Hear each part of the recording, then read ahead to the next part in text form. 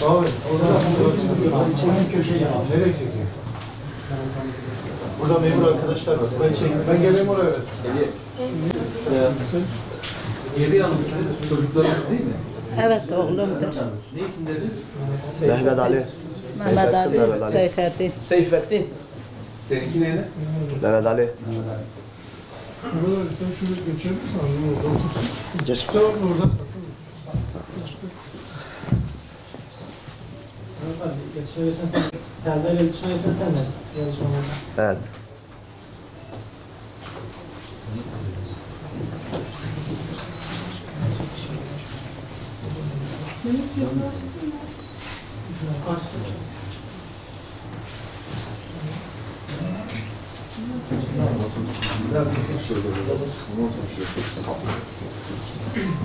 Seviyoruz kızları.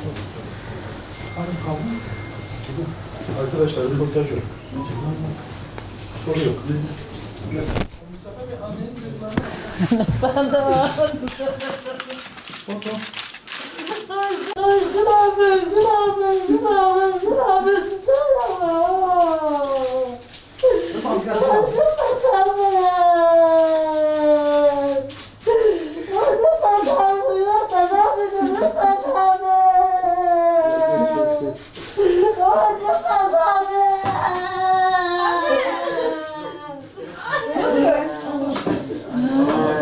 Arkadaşlar tamam.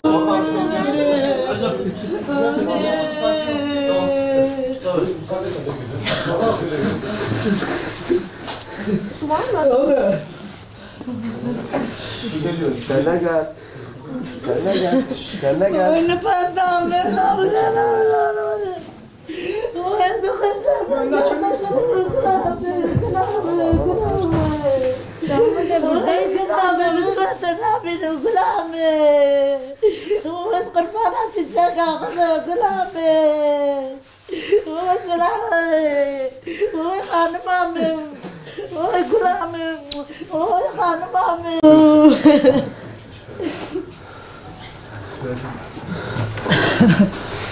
Hadi.